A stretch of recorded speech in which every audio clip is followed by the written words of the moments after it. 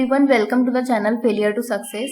सो SBI clerk mains का exam 25 फरवरी को है और आप सबकी तैयारी भी चल रही होगी। मैं ये वीडियो इसलिए बना रही हूँ क्योंकि मैंने इस एग्जाम को 4 बार दिया है। तो ऐसा बहुत सारे लोगों के साथ होगा कि एक्यूरेसी अच्छी नहीं होगी और कुछ लोगों की एक्यूरेसी बहुत अच्छी होगी। मेरा ऐसा है कि प्रीलिम्स में मैं काफी अच्छा करती हूँ। मैं जितने भी अटेंड करती हूँ उससे बहुत कम क्वेश्चंस गलत होते हैं, कभी कभी एक भी नहीं गलत होते, ऐसा भी होता है। तो मेंस में मेरी एक्यूरेसी शुरू से ही खराब रही है। बहुत ज्यादा मार्क्स, मतलब जितना मैं अटेम्प्ट करती थी उससे कम से कम 20 से 25 मार्क्स कम हो जाते थे।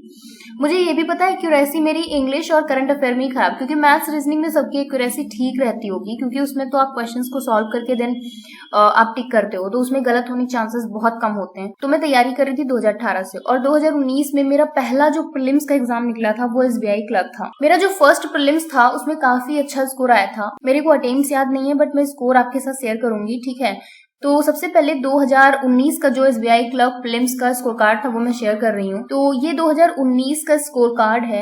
यहाँ पे ओबीसी की जो कट ऑफ थी वो 69.25 थी और मेरा स्कोर यहाँ पे 78 था।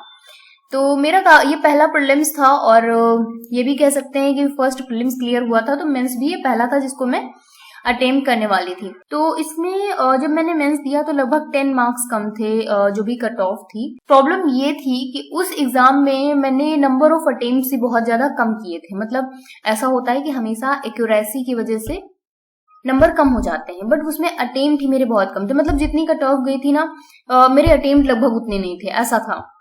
तो ये एग्जाम मेरा क्लियर नहीं हुआ, ठीक है। तो ये था 2019 का। उसके बाद अगर हम 2020 का देखें, मुझे लग रहा कुछ मैंने गड़बड़ की है। 2019 का ये भी स्कोर कार्ड है, क्योंकि मैंने कलेक्ट किया बट शायद सारे स्कोर कार्ड मुझे नहीं मिल रहे थे। तो ये 2019 का ही स्कोर कार्ड है, क्योंकि इसकी कट ऑफ्स भी सेम है और मेरे नंबर भी सेम है। तो ये 2019 का ही है, 20 का शायद मेरे पास नहीं है। सो ये 2021 का स्कोर कार्ड है। इसमें ओबीसी की कट ऑफ गई थी 78, इसमें मार्क्स थे मेरे 74। इसका मतलब है कि 4 मार्क्स से मेरा इसमें प्रीलिम्स क्लियर नहीं हुआ था। तो 2019 और 20 दोनों में मैंने मेंस दिया। तो 19 में लगभग 10 मार्क्स से और 20 में 1-2 मार्क्स से कुछ कम था, क्योंकि मेरे पास उसका स्कोर कार्ड नहीं है मेंस का। तो मैं एग्जैक्टली बता नहीं सकती कितने मार्क्स था, लेकिन हाँ ये था कि 2 या 3 मार्क्स ही रह गया था। और उसके बाद 2021 में जब मैंने प्रीलिम्स दिया तो मेरा यहाँ पे प्रीलिम्स क्लियर नहीं हुआ। मार्क्स यहाँ पे 74 थे और कट ऑफ थी 78। उसके बाद मैंने 2022 का प्रीलिम्स का एग्जाम दिया। इसमें थोड़ा ब्लर है जो आपको दिखाई नहीं दे रहा होगा, बट यहाँ पे जो मार्क्स हैं मेरे वो 77 हैं और कट ऑफ यहाँ पे 76.5 गई थी, ठीक है। कट ऑफ गई थी 76.5 और मेरे मार्क्स 77 थे।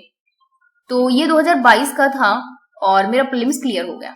उसके बाद मैंने मेंस दिया 2022 का। तो 2022 का जो मेंस मैंने दिया था उसमें स्कोर मेरा आया था 72। मेरे अटेम्प्ट शायद 105 थे और मेरे को अटेम्प्ट जहां तक याद है तो रीजनिंग में और क्वांट में मैंने 25 किए थे, ठीक है। और इंग्लिश और करंट अफेयर में एग्जैक्टली मुझे नहीं याद है कितना अटेम्प्ट था, बट हाँ जब मैंने एग्जाम दिया था तो मैंने अपने अटेम्प्ट्स शेयर किए थे। तो वो जो भी वीडियो है उसका लिंक मैं कमेंट बॉक्स में नीचे पिन कर दूंगी, तो आप देख सकते हो। तो यहाँ पे मेंस में मेरा स्कोर आया 72 और ओबीसी की कट ऑफ गई थी 73.5। 1.5 मार्क्स से मेरा रह गया यहाँ पे। और इसमें सबसे ज्यादा प्रॉब्लम बस यही रही, और इसमें फेल होने की सबसे बड़ी वजह यही थी कि मेरे अटेम्प्ट थे 105, मार्क्स मेरे आए हैं 72। मेरा सेकेंड शिफ्ट में एग्जाम था। एसबीआई क्लर्क 2 शिफ्ट में होता है, एक मॉर्निंग में और एक आफ्टरनून में, 2 शिफ्ट में एग्जाम होता है। आप खुद ही देखिए कि अगर 105 अटेम्प्ट में करके आई हूँ और मेरे मार्क्स 72 हैं, वैसे 2 शिफ्ट में था, कुछ मार्क्स का नॉर्मलाइजेशन वगैरह रहा होगा, वो अगर मैं छोड़ दूं तब भी अगर देखा जाए तो अटेम्प्ट्स बहुत ज्यादा थे और मार्क्स बहुत कम आए। मोर देन 30 मार्क्स कम हुए हैं। प्रीलिम्स के लिए एक बेंचमार्क सेट हो गया था कि प्रीलिम्स तो क्लियर हो जाते हैं, बट मेंस नहीं हो रहा था, क्योंकि प्रीलिम्स में क्लियर होने के पीछे 2 वजह थी। एक तो एक्यूरेसी ठीक रहती थी और दूसरा नंबर ऑफ अटेम्प्ट्स ठीक ठाक हो जाते थे, क्योंकि प्रैक्टिस काफी अच्छी थी। मॉक टेस्ट वगैरह मैं काफी लगाती थी। मैंने कितने सारे वीडियोस भी डाले यूट्यूब पे जिसमें मैं मॉक दे रही हूँ। मेंस में फेल होने की सबसे बड़ी वजह मेरी रही है एक्यूरेसी। अगर मैं ये मानती हूँ कि मेरा इंग्लिश अच्छा नहीं है, ठीक है, अगर ये मानती हूँ मैं मेरा करंट अफेयर अच्छा नहीं है, तो मैथ्स और रीजनिंग करके करंट अफेयर और इंग्लिश में आप एक एवरेज मार्क्स लाके बिना एग्जाम क्लियर कर सकते हो। आप सोचो कि 200 मार्क्स के पेपर में 72 मार्क्स लाने, तो 105 अटेम्प्ट की जगह आप 80-85 अटेम्प्ट करो अगर, बट एक्यूरेसी के साथ करो तब भी तो इजीली क्लियर हो जाएगा ना।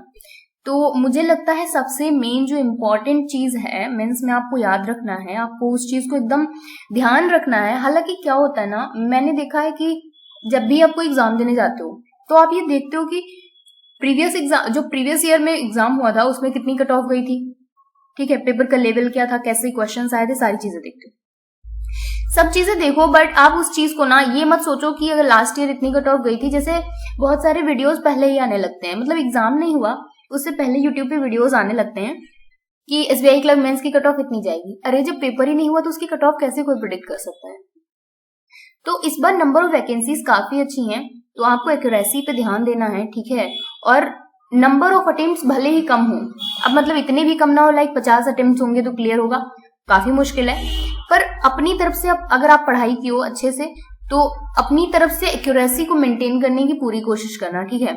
मुझे लगता है सबसे बड़ा फैक्टर है एक्यूरेसी, क्योंकि मैंने बहुत सारे एग्जाम दिए हैं और उन सब एग्जाम में मैं मेंस में नहीं कर पाई हूं, तो सिर्फ एक रीजन है एक्यूरेसी, क्योंकि हमेशा मेरे नंबर ऑफ अटेम्प्ट्स बहुत रहे। अगर मैं नंबर ऑफ अटेम्प्ट्स कम रखूं और एक्यूरेसी एकदम मेंटेन करके रखूं, इजीली मेंस क्लियर हो जाएगा, ठीक है। तो आप लोग ये चीज ध्यान रखिएगा। और मेरे को लगता है सिर्फ मेरे साथ ऐसा नहीं होता था, बहुत सारे ऐसे लोग होंगे जो एक ही एग्जाम को कई बार दे चुके हैं, बट हर बार उनकी एक्यूरेसी खराब हो जाती है। जैसे मैं अभी बोल रही हूँ आपको कि आप एक्यूरेसी का ध्यान रखना, ठीक है। और मैं खुद सोचती थी कि मेरे को पता था कि हाँ एक्यूरेसी जो है उसकी वजह से पेपर खराब हो रहा, बट अगली बार जब एग्जाम दे रही हूँ फिर वही गलती कर रही हूँ। तो कोशिश करिएगा आप लोग कि आप वो गलती ना करें, ठीक है। और इसके बाद मेरा सिलेक्शन जो हुआ वो वेटिंग लिस्ट में हुआ, तो फर्स्ट वेटिंग लिस्ट में मेरा एग्जाम क्लियर हो गया और 71 कट ऑफ थी वेटिंग लिस्ट की, जो फर्स्ट वेटिंग लिस्ट आई थी, और मेरे मार्क्स 72 थे, एक नंबर से मेरा क्लियर हुआ। और पहले मैं 1.5 मार्क्स से फेल हुई थी। तो वेटिंग लिस्ट में, फर्स्ट वेटिंग लिस्ट में ओबीसी कैटेगरी में 1.5 मार्क्स कम कर दिए कट ऑफ में और मेरा क्लियर हो गया। वैसे मैंने एफसीआई ज्वाइन किया था, फिर मैंने वो रिजाइन कर दिया और मैंने एसबीआई ज्वाइन कर लिया। आप लोग अच्छे से तैयारी करिएगा और जिनका भी एग्जाम है 25 को, उन सभी लोगों को ऑल द वेरी बेस्ट, अच्छे से एग्जाम कीजिएगा। और अगर कोई क्वेरी है आप टेलीग्राम ग्रुप पे पूछ सकते हो, स्पेशली करंट अफेयर की बहुत सारी पीडीएफ वगैरह हैं जो टेलीग्राम पे आपको ग्रुप में मिल जाएंगी। तो अच्छे से पढ़ाई करिए। अगर कोई डाउट है या कुछ पूछना है आपको तो टेलीग्राम पे आप डीएम कर सकते हो। ओके, सो मिलते हैं नेक्स्ट वीडियो में। Take care, bye.